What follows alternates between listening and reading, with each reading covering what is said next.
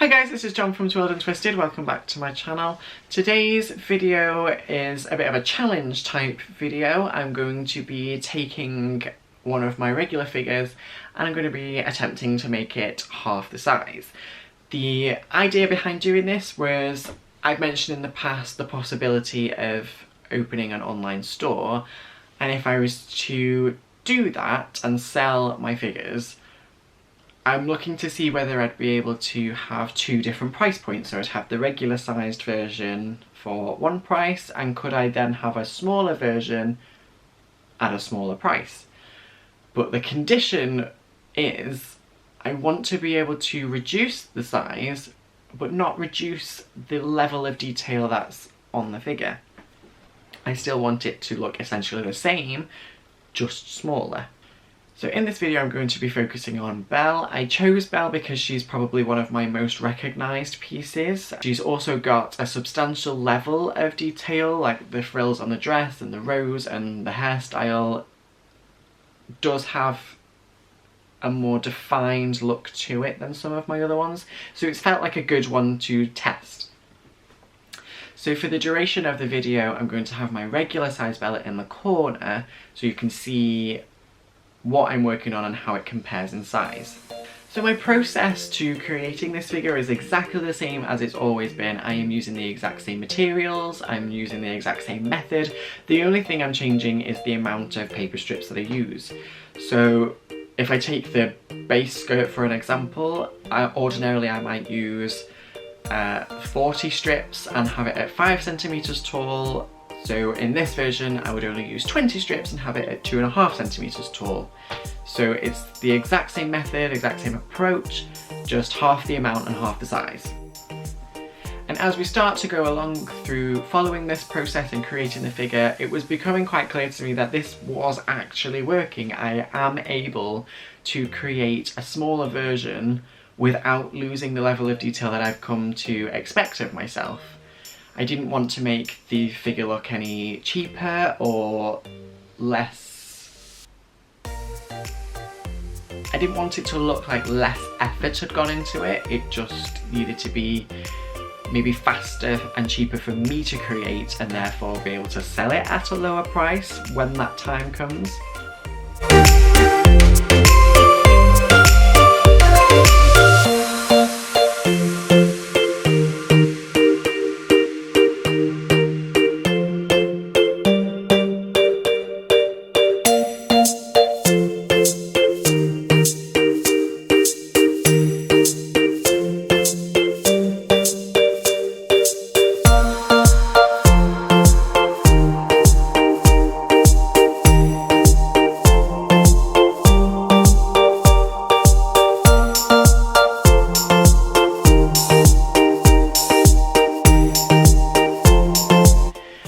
And now to the reason why it's taken me so long between filming that, because I probably filmed this almost 2 years ago.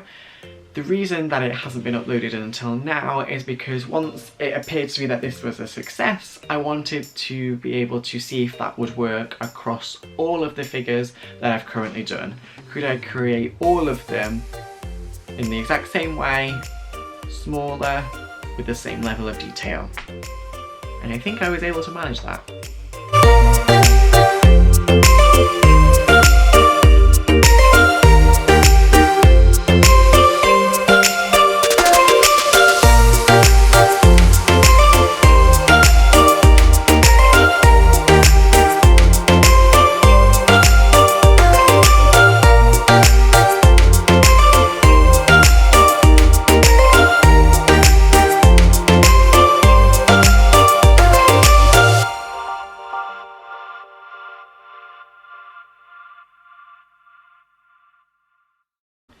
Like, I have to say, I think these mini ones are so adorable.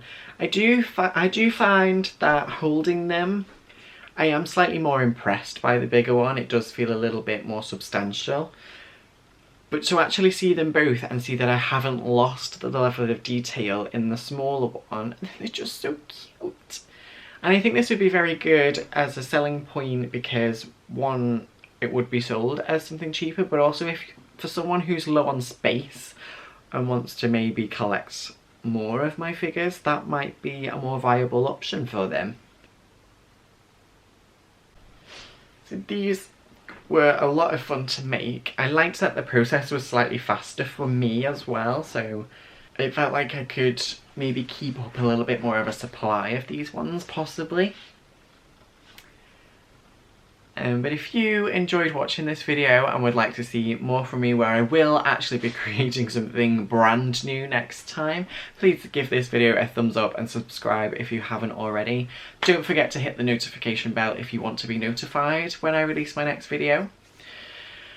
And until then, thank you very much for watching, and I'll see you next time. Bye guys.